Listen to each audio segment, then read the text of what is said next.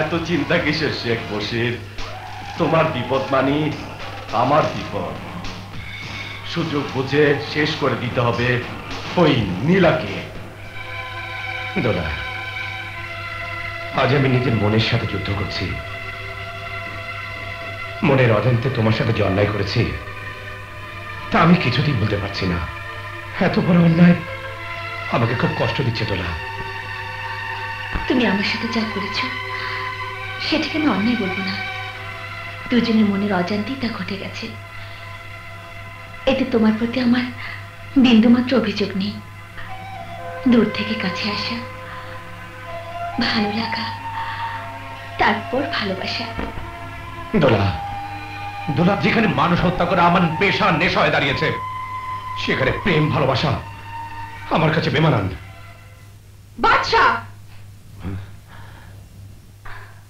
তুমি আমার বাবাকে এত বড় বিপদে ফেলতে পারলে? নীলা, আমি জানতাম না রাশি চৌধুরী তোমার বাবা। চুপ করো। তুমি এত বড় জঘন্য কাজ করতে পারো তা আগে আমি উপলব্ধি করতে পেরেছি। খুন, লুটতরাজ, রাহাজানি তোমার কাছে শুধু সাধারণ ব্যাপার। ছি! তোমার মতো মানুষকে আমি ঘৃণা করি, শুধুই ঘৃণা করি।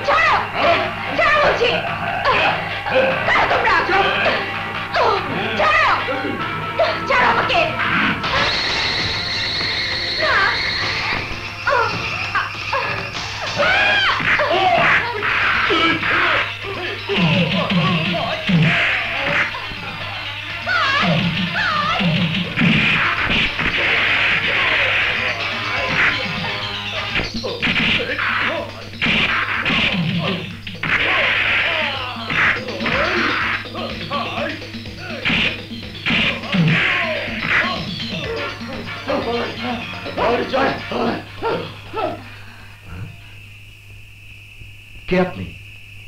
আর ওরে বা কারা? কেন আপনাকে ওরা মারতে চেয়েছিল? আমি জানি না ওরা কারা, তবে এটা নিশ্চিত শত্রুপক্ষে কেউ হবে।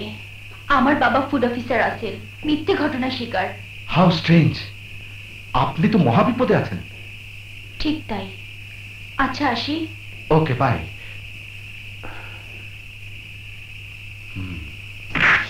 আমার সাথে থেকে যেখানে তোদের বাঘ হওয়ার কথা সেখানে তোরা মার খেয়ে এসেছিস। ইচ্ছে করছে তোদেরকে আমি গুলি করে মারি। ভাই, যেভাবে নীলা মরিয়া হয়ে উঠেছে তাতে নিশ্চিত যে কোনো একটা অঘটন ঘটিয়েছে। আমি দাউদ, আমার লাল চোখের ইশারায় যে একবার ধরা পড়েছে সেই মরেছে, কাউকে